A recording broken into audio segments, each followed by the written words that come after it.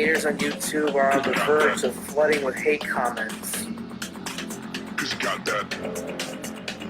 Must wake up. Check. Okay. Like that. So, I'm assuming, I'm just gonna go ahead and, share my story. So, here we go. Okay, so, in lieu of having, somebody to interview this week, I guess I'm just gonna talk a little bit about myself. Unless someone else shows up and wants to talk, which would be great. Anyway, so I am from Gastonia, North Carolina. I recently moved to Charlotte. I'm gonna say about three or 4 years ago. Okay, so my family used to own a seafood restaurant that was pretty popular. You know, we had a good bit of money. We're doing pretty well for ourselves. You know, um, so my grandfather was an alcoholic. My father was an alcoholic. Um, so uh, when I start to interview people, I think I'm curious to find out about the nature versus nurture question. You know, do we become addicts or alcoholics because of our genes? Or is it the environment we are raised in, or is it a mixture of both? My personal opinion, because seems to be my experience, that it was a mixture of both for me. Um, so I was too young to remember my father drinking. You know, he is a member. He was a member of AA. Um, he took me to a meeting with him when I was like, I don't know, 6 or 8 years old. I had my first cup of coffee there back when you could still smoke in meetings and stuff, which was kind of cool. I enjoyed it. I vaguely remember that. My grandfather drank pretty much every day vodka, ride around on his, sorry, that's the air conditioner. Great. So he'd ride around on his tractor, drinking um, vodka and Sundrop or something like that. He eventually died from alcoholism. He had heart failure one night. I remember that. It happened at a very young age for me. Um, so I don't know. I was always kind of a lonely child. I didn't really associate with people much. I had a vivid imagination. I stuck to myself a lot. You know, played a lot by myself.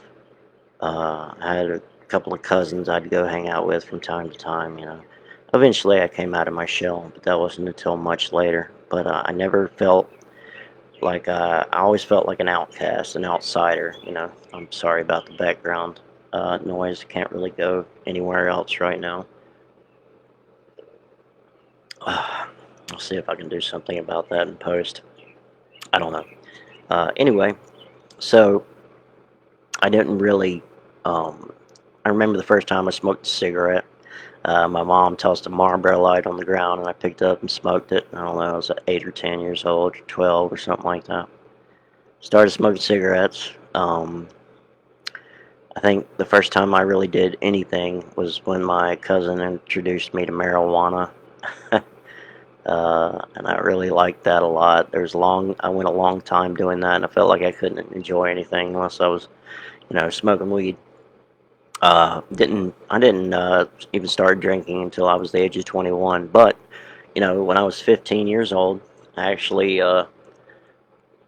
smoked crack cocaine with my mom and my sister, which is unusual. That's not normal. um, so that happened. That wasn't an often thing that happened for me. I remember when I first went to a dentist and they prescribed me like hydrocodone or Percocet or something. I really liked that stuff a lot, and I always would take more than um, you know I was supposed to take because I liked that feeling. And eventually that progressed into when I get them, I'd break them up and snort them, stuff like that. And that was pretty much all I did for a long time. You know, I think back in 2007, or I forget exactly when it was. It was the first time, I really started drinking. I never thought it was a problem, but I drank abnormally from the very start.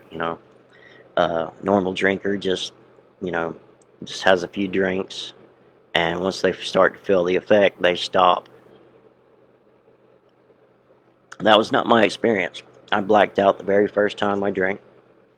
Woke up stapled to the floor under a blanket and stuff written all over my face, and I had to walk home like that. No wonder why cars were honking at me, and I didn't find out really until I got home and looked in the mirror, drawing like a penis on my face and stuff like that. So that was a bad time. I didn't really enjoy it.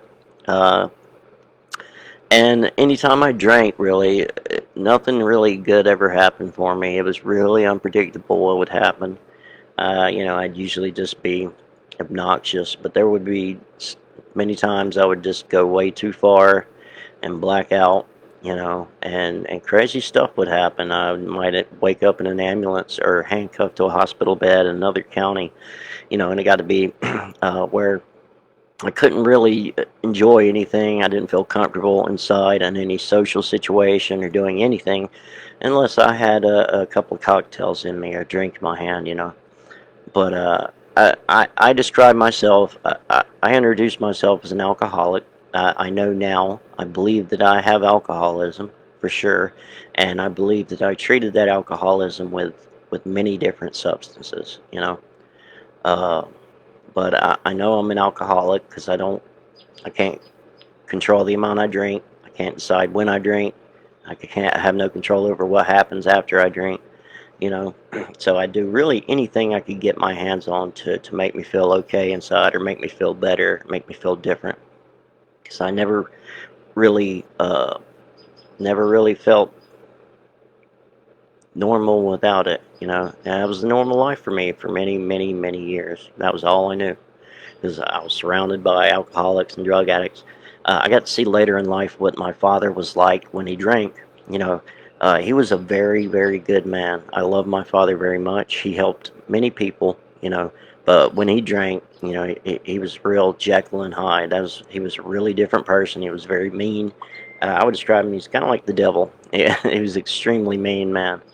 You know, but he was very good. Like he helped people out till the day he died. He was well loved, you know. Uh, but see, for a long time, I wasn't able to really hit any sort of bottom because I didn't really have to face hard consequences for my actions. My father couldn't bring himself to put me out, to stop enabling me, and I think that caused a lot of harm long term. I wanted, um, I, I was very sheltered. I stayed with them, and I was dependent on him, and I didn't. I was kind of. It was kind of a. I forget the term. Um, just a failure to launch. I didn't. I quit school, and I didn't have any ambitions, and I was just mooching off of my parents. And things didn't. Eventually. My life just wasted away. I don't. I forget the exact age this happened, but I was dating a girl, and she introduced me to heroin, IV heroin. So then I started shooting up. You know, wasn't long after that. I was dependent on heroin, and then I'd start. She introduced me to meth.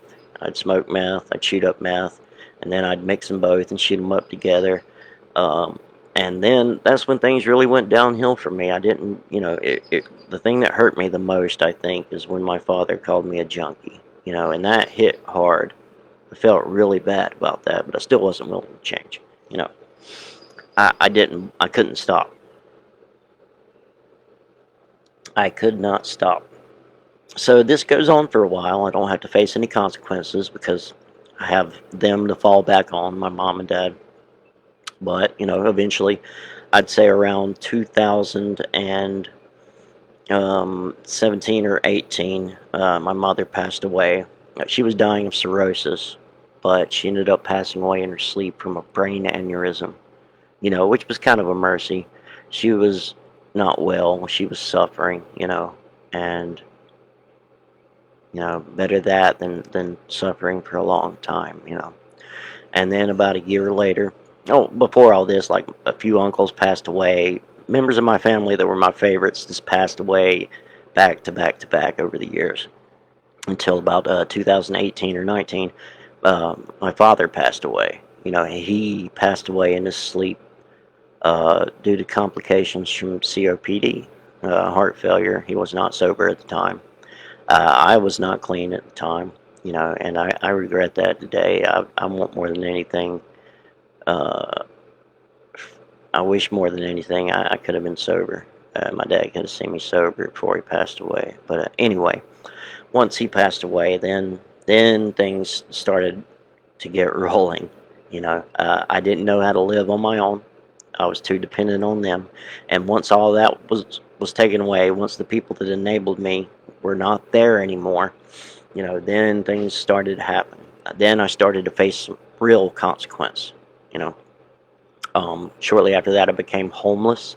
I forged some documents allowing me to have my father's truck. He would have wanted me to have it, but I did it in a dishonest way. So I was living in his truck for a while until eventually I got a DWI. I lost my license. I ended up selling my truck for money to buy drugs.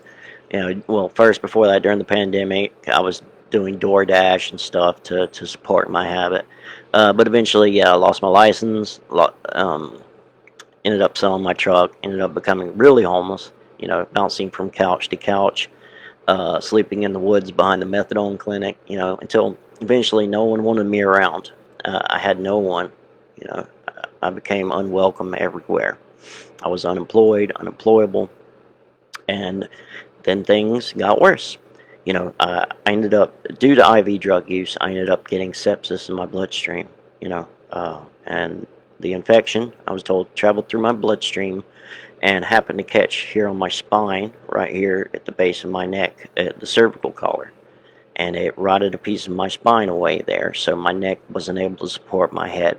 And you'd be surprised how long it can go like that, right? So it felt like a really bad pulled back muscle at first. And it kept getting worse. It wouldn't get better, so I went to see a doctor about that, and they said just put ice on it. They didn't understand. They didn't know what it was. They just thought it was the pulled back muscle. And as it kept getting worse and worse, eventually I couldn't stand up without holding my own head up.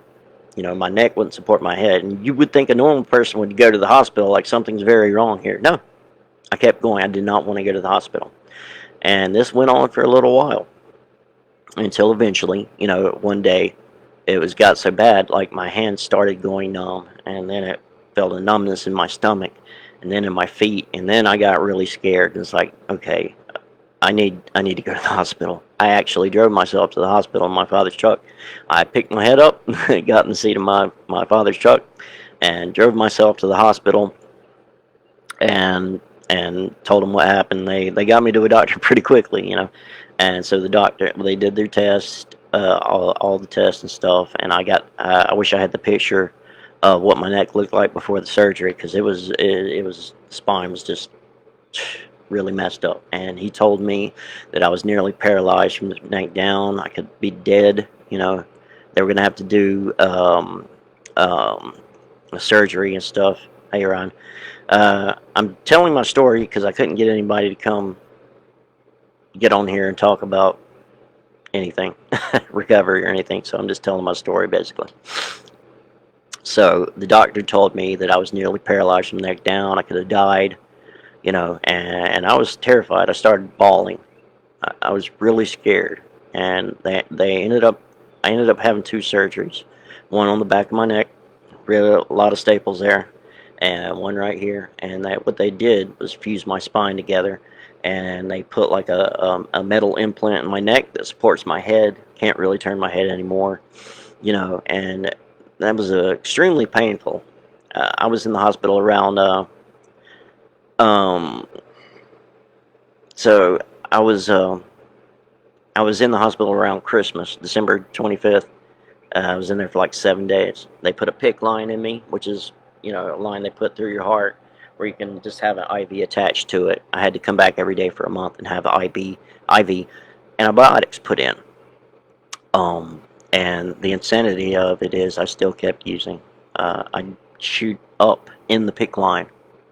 You know, could barely walk. It didn't take me long to recover, though. Uh, and you'd be surprised. Like, I kept going like that. That's the insanity. The insane thinking I had, the insanity of addiction.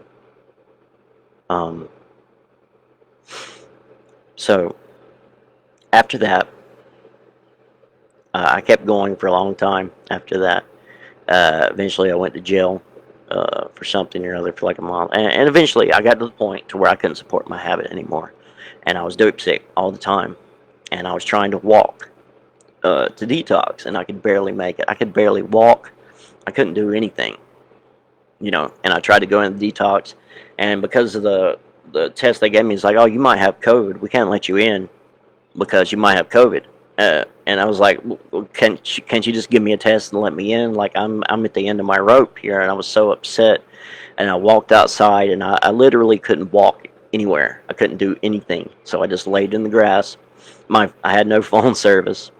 And what I did was, you know how you can call an emergency number from your phone even when you don't have service. I called 911. I told the ambulance, like, look, I can't walk anywhere. I'm withdrawing off of opiates. I feel like I'm about to die, and they won't let me in detox. I need to go to the hospital and get a COVID test.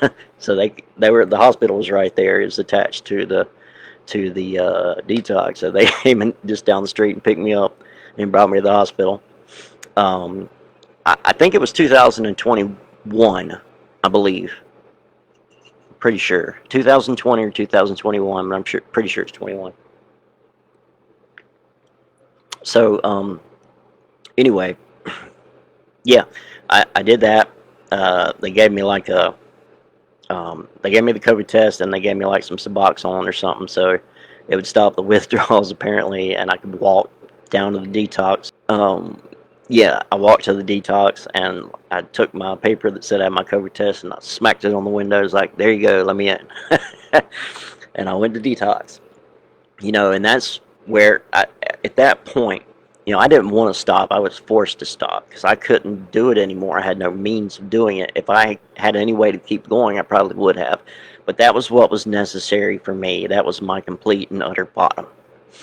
So that was when I had no choice but to seek help. And there was a guy I'd heard of. My grandmother told me about the guy that knew my father in Charlotte. His name was Josh Bone.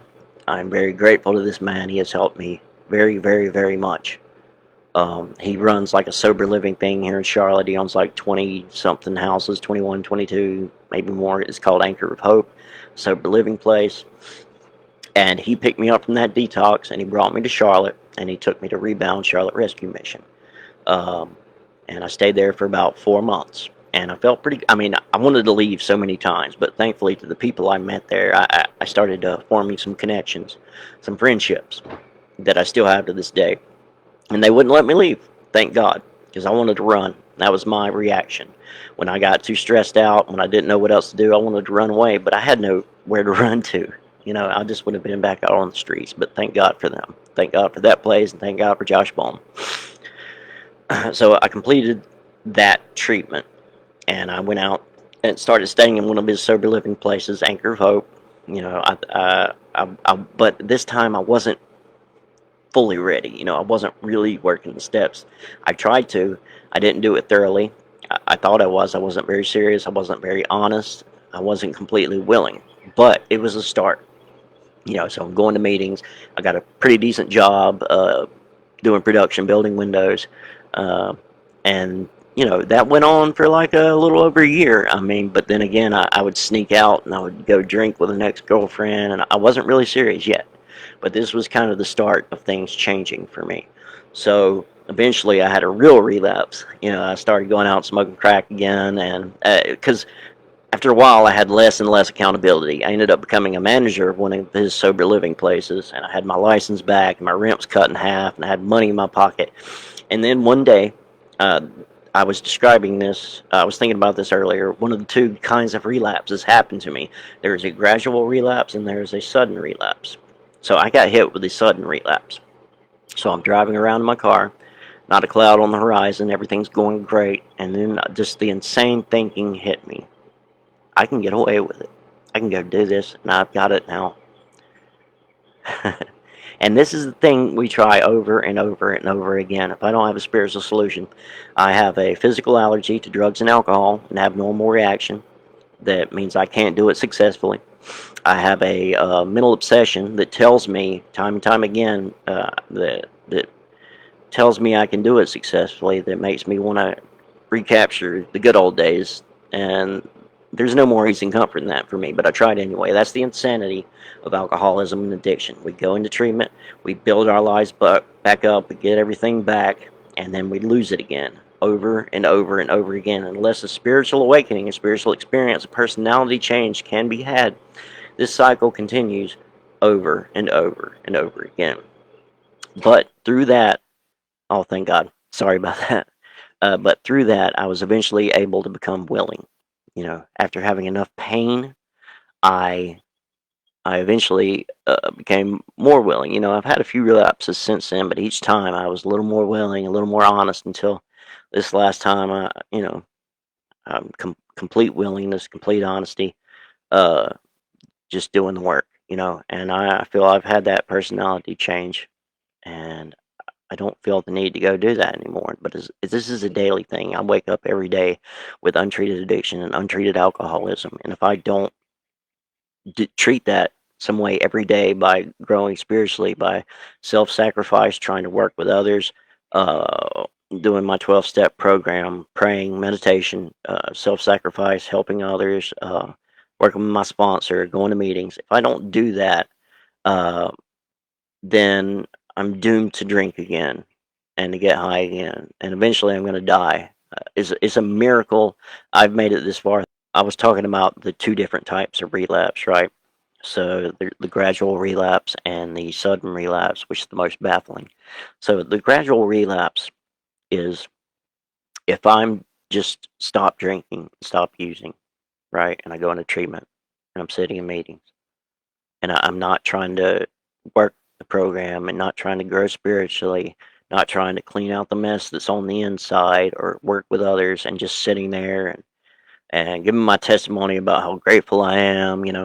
What happens is I try to fill that hole that the alcohol and drugs, you know, used to treat for me. That was my solution. I'm the problem. But I try to fill it with women or gambling or exercise or food or anything else, and none of that shit is sufficient. Eventually, I'm miserable when I do that. I'm not happy because I just all my solution is gone and nothing else is sufficient. So the sufficient substitute is the relationship with God for me. That is the whole that is the sufficient substitute for drugs and alcohol. Once I become willing to accept spiritual help and give my all to the program I'm in, then things start to change. I feel at peace. I don't struggle. I don't fight it. The obsession is just removed from me, and that's nothing I've done except for just do the work. You know, and I'm grateful for that. I have a wonderful sponsor. Uh, I have so many friends, so many real friends. You know, that don't ask anything from me. They're there when things are bad. They're there when things are good. I have these people I can rely on today. That's my new family. You know, I have family members that I can go to on the holidays. That don't mind having me around. I don't look like shit every day. I'm getting some weight. I don't want to die. I don't go to church. I'm not a religious person per se. I have nothing against religion, but I consider myself more spiritual than religious. I don't mind going to church. I probably should. But no, I just go to meetings, and that's I just go to meetings a lot and work. You know, I love meetings. I love my fellows in recovery. There must be, looking back in my life, um, there is not, looking back in my life, there had to be something to it for me that I couldn't do for myself. There's so many times I should have been dead, and I'm not that lucky. I have to accept spiritual help, or I'm doomed to repeat this cycle endlessly. So anyway, um, today I'm trying to start doing H&I, which is hospitals and institutions. I go into places like treatment centers, and I share my story. I'm trying to sponsor others to guide them through these steps that I was guided through in the carry message. That's part of the deal. That's the juice of the program I'm in that keeps me clean and sober. So in a nutshell, that's pretty much it. I'm still working things out. I've got my job still. I work in production. I'm still working on getting my license back. I'm not worried about the material stuff. That comes eventually. What I need to fix what's in me, and all that stuff is a byproduct of that. So yeah, that's pretty much all I got. Oh, it's great. My aunt, holidays like Christmas and stuff like that that was the worst time of year for me. I was so sad and depressed. It took me quite a few years to get over the loss of my parents, but it's so great to know that I have people in my family I can go spend the holidays with, like Thanksgiving and Christmas and stuff. And I'm so grateful for that. That was a hole in my life.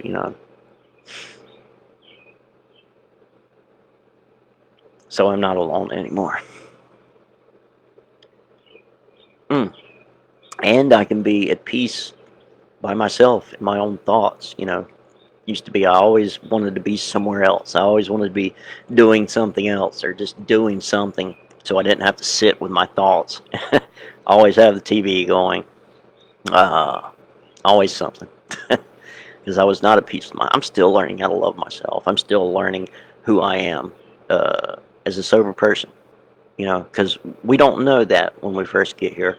Because, my whole life was revolved around drugs and alcohol. I didn't know any life outside of that. So, you know, I wanted to do the podcast thing, though. I felt like a calling to do this, and I've gotten so much positive feedback from it, the podcast and the YouTube and everything, talking about this very subject, and I think I'm going to continue doing that for now. Once I get more financially stable down the road, that'll happen, but I'm still getting on my feet. Got to pay the Gaston County court system fees. Got to pay to get my license back and all that. But I'm going to try to make myself upload at least a short every day, and there will be an interview next Saturday.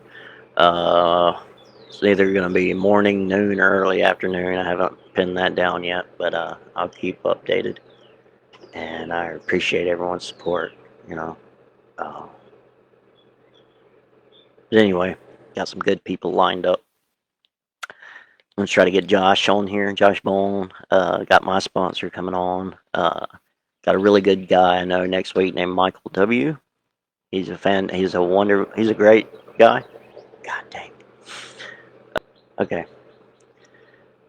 Have a good one. I'm going to end it now. You guys have a great day, and thank you for showing up and supporting me. I will upload this later. Goodbye.